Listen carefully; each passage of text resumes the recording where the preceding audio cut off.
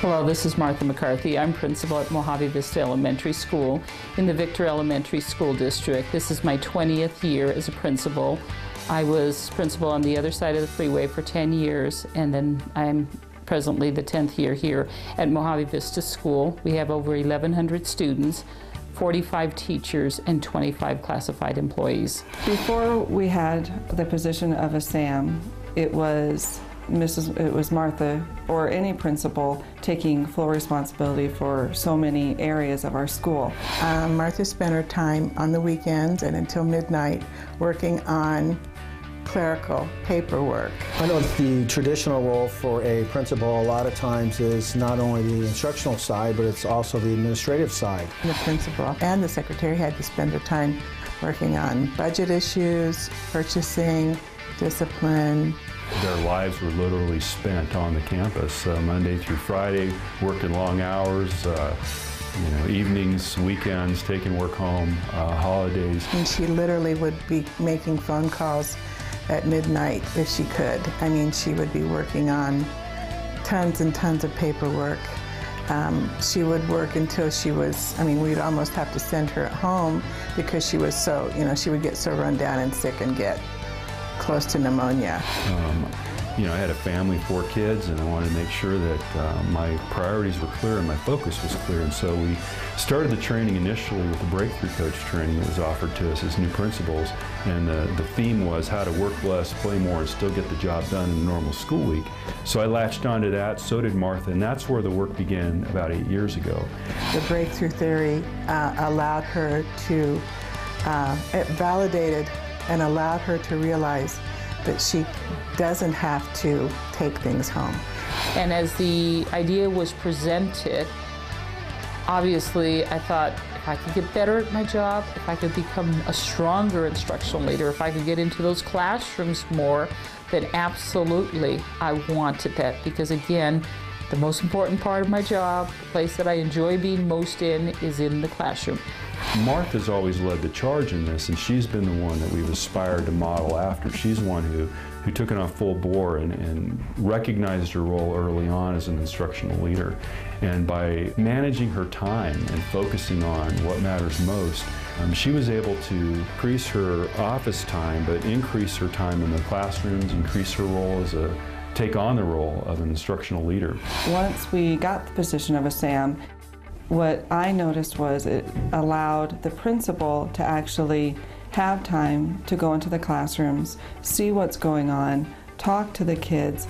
She's basically out in the classroom on a daily basis. In this month, you're very high as far as your classroom time, as far as your instructional time, I should say. She is in my classroom at least once a week, if not 2 or 3 times a week. Teachers expect her. They aren't worried about her being in the classroom like it used to be, years ago. Well, when you look at the time that Martha spends in the classroom, I guess you could look at that 2 ways. If you were a teacher, that would mean that your boss is in the classroom a lot more often. So I guess from that standpoint, that could make you a little uneasy. But what we found here at Mojave Vista truly is those teachers that are top-notch teachers, by having their principal in the classroom, is just even helping them to fine-tune their skills even better. And for those new teachers that we have that are just learning, they really relish the time that their boss can be in there, because there's so much information that they can draw from Martha. When Martha comes into our classrooms, I take it as an opportunity for her to see the real classroom, to see what the kids are doing, what the teachers are doing. When she walks into our classroom, to me and to the kids, it's nice to have her there. The kids love to have her there. They can interact with her now. They're excited to see me come in the classroom. They know that the purpose of my going into the classroom is to hear what they're learning in the classroom. They want to make sure there's an empty seat for her to come and interact with them. So they do like when she comes in and sits down next to the students, because they actually have a chance to talk with her. I know that Martha spends a lot of times actually talking to the students and getting feedback from the students. You can get feedback from the teachers, but when you actually go to the student and say, what is the concept that your teacher is trying to teach you? Or, did you understand what your teacher is trying to say there? And when they can explain that to you, or they can explain that to her, and then she knows that the point or the concept that they're trying to get across was taught. I'm now at the point where when I'm in the classroom, I've moved to the level where there are conversations with students. It is not a disruption in the classroom. She visits with children all the time. It's not a formal observation, it's just a daily walkthrough. She'll leave them a note. Once I have those conversations with students, I'm writing on the notes what the children are saying, because it's important the teacher hear the children's voices. And the note is always positive. It usually says, thank you for the time you're putting in with the kids. The kids seem to be enjoying the lesson. The kids knew what they were doing.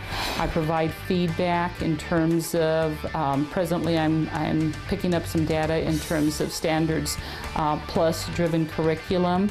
I'm looking at those in lesson plans, checking on objectives being posted, objectives being discussed with students. And so I leave that information with the teacher, which is then transferred over to a school-wide data spreadsheet. So our goal is that our principal, or Martha, spends as much time as she possibly can in the classroom, feedback to the students, feedback to the teachers. Her passion is the classroom. She just loves being out there. That's a real positive. The more that our principals can get in the classroom, the more positive it is for them and their outlook. If I was not present in classrooms on a regular basis, it would be extremely difficult for me to help the teachers to become those true leaders that they're certainly capable of becoming. Martha spends her time in the classroom, spends her time with the students, and I spend my time working on the other aspects of the school. I'm a certificated person, and because my focus has to be on instruction and on achievement and on the safety of students overall as a school, the SAM position is not a certificated position. It's a classified position. And as such, the SAM position is more of a business position. And there's many functions of a school that are business oriented. Martha has really designed a good defined role for the SAM and for the principal. Through the Malachi Pankos program of the Breakthrough Coaching, he helped me to create an impeccable office so that this office is a place for people to come in, to meet, to conference. I began to see there were two worlds, mine, which was the classroom, and the SAM's, which was the office. And I needed to see myself getting out of the office and making that my SAM became the visible person to all of the parents, and that my SAM became the visible person to all of the children outside of the classroom. Then it helped me to clearly define that where my presence needed to be was in classrooms longer than a minute or two. With a SAM on board, you also have very defined roles. My role entails all of the operational end of it, from supervisory tasks, from managing the kitchen staff to the custodial staff. The SAMs take on the calendar, and they manage your time in those daily meetings. Next, we're going to go ahead and talk about your time track. What it does show us, in this month, you're very high as far as your classroom time, as far as your instructional time, I should say. And I've been spending a lot of time with teachers in trimester meetings, so that always helps me out. Yes, so full time with them. But as you look, this is what I would like to point out here. As you can see across, as we go all the way from October to March, is that on a consistent basis, which shows that you're following the same guidelines, you're pretty consistent as far as being in we're not seeing the up and down. No. Your highest here is 71 and your very lowest is 68, so you're right there all the time. Also in terms of a budget, we run a huge budget here on this campus. I don't need to be an accountant. I don't need to be a business person. 08-09 budget, new budget. I know that you asked me to update it. I don't think there's really much to talk about because we haven't. And allowing the SAM to come in and run the business end of it, because that's what our expertises are. We are businessmen, and to be able to take that and run the facility and do the things that we do. We began to then define clearly what was the secretary's job. Martha meets first off in the very beginning of the morning with her secretary. She sets up her priorities, has her day focused out and planned out for her. Here's your calendar for today. And just a reminder, you do have an observation at 9:40 with Megan. Okay, thanks. Here's your agenda for the support staff meeting today with... my job has definitely improved. Prior to a SAM position, I would spend much of my time worrying about purchasing, budget issues, whatever. Now I can concentrate on being her executive secretary and getting things done that she needs to be done. Wait, could you check the 5th grade? Have they completely finished the PE testing? Okay. With the assumption that all children have been tested. What was the job of the receptionist? So that my SAM was not doing receptionist work, so that I was not doing receptionist work, because again, I'm not in the office. And then again with my clerk typist, that she certainly was doing the jobs that she needed to do. And as I began to look further and further, we started to write out clearly whose responsibility were the task of the skills and the tasks that needed to be accomplished in the office. She can leave the office knowing that our SAM is doing the job, running things. The ladies in the office are doing their part. So she's able to go out and see us in action, to see the kids in action, so that the SAM program has given her that opportunity. So again, you can see we have very defined roles. The principal is really focusing in on the instructional end, spending the time with the students and the teachers. When we look at how this may affect Martha, I'd have to say that it would be a positive. She lives by the standards that she asks us to live by. I think one of the real positives about Martha is she is kid-driven. And I remember Martha sharing the story of how she began to focus her activities not just on watching now the instruction that takes place and focusing on the teacher, but Martha shifted her attention to the focus on the students and their learning, and that's a critical paradigm shift that she made. And so I'm now at a point where I work an 8-hour day, and I'm able to do the job, produce the results. Her philosophy is now tomorrow's another day, we'll deal with it tomorrow. I see that now that Martha's extremely focused in on her the instructional side of it. You see that joy that, like all principals that started out in the classroom, you see that joy back, that she's able to kind of get into the nitty-gritty. What a difference. In the 4-year span of time, I'm able to spend time with my family.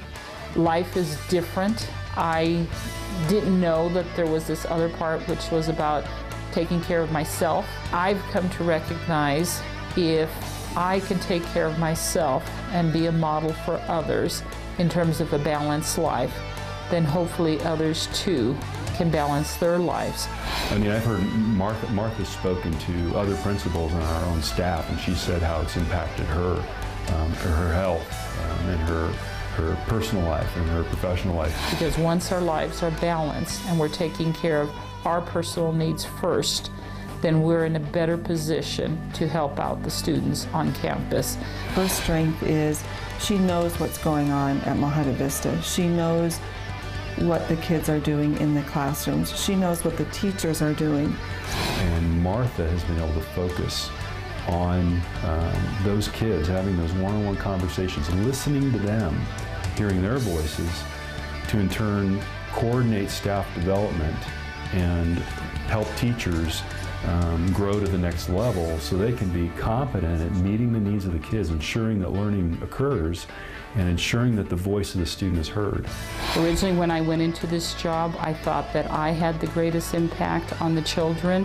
However, over a span of time, I've come to realize the person that matters the most in the lives of the children on this campus are the individual teachers. She has provided opportunities for us to continue our education and also enrich the classroom.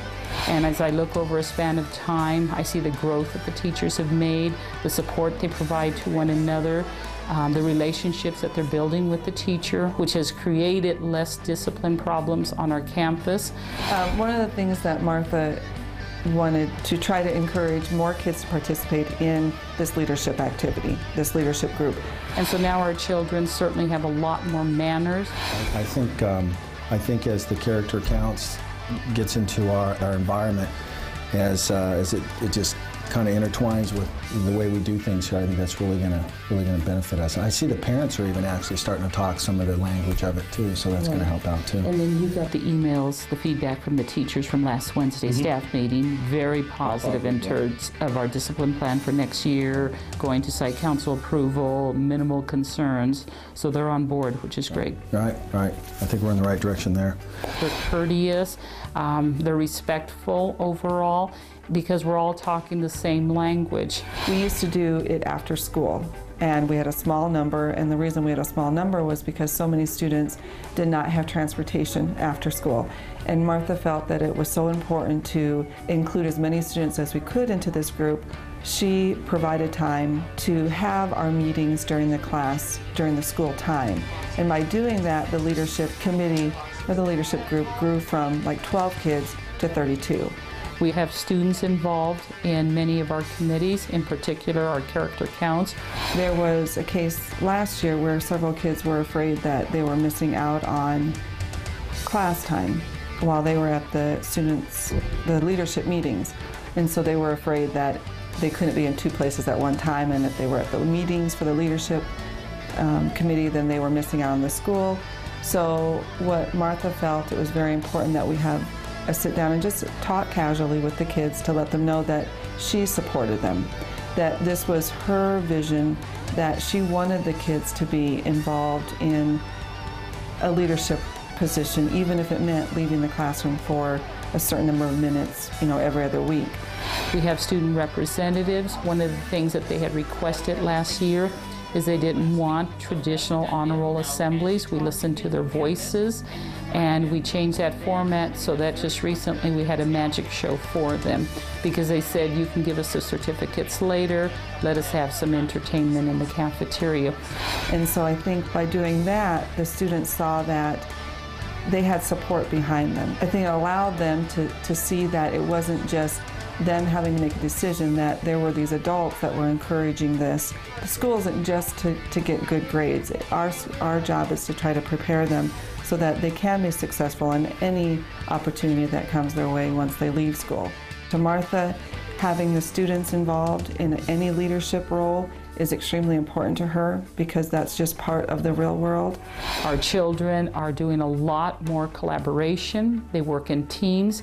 That sets a cohesive environment with the students, and that we're all working together for one common purpose. It's rare that you see the students simply just sitting and not talking. They're having conversations with one another. They're learning to become team players so that they have those skills as they become adults.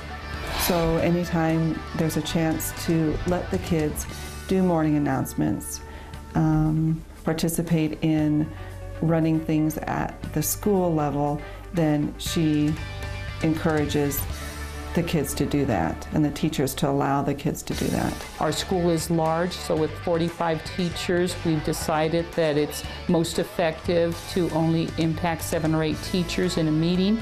And yet it is the responsibility of those teachers from the grade levels to communicate during our regular Wednesday staff meeting. It allowed her to realize, oh no, I don't really have to do this. If I delegate, I keep it organized, and I hold people accountable, with a small amount of delegation, I can still get the same things done. We work in teams of committees in terms of decision making. It's important to have a tight team. It's important to enjoy each other's time, enjoy each other, not to take our jobs too seriously, that we have to have fun, at the same time be focused on what our tasks are, that we are here to educate kids, educate our students, our children of the future. And to this day, I really believe that the teachers and the classified staff Regardless of my being present, the school runs efficiently, it runs well. But again, you need to have fun while you're doing that. And we've developed good relationships here, and I think that's why we've been so successful at Mojave Vista, because we do have fun while we're doing our jobs. Martha now doesn't need to take things home and work in the evening. Since my Sam is qualified to do the budget, to take care of transportation, the cafeteria program, the grounds, the facilities, then I'm freed up to do what matters most and what I'm skilled at, which is the instructional program. And with that, the ultimate goal is that Martha spends more time with the teachers, and in turn the teachers are using better techniques and styles with the students, and ultimately their test scores are going up. Our student achievement results continue to have an upward trend.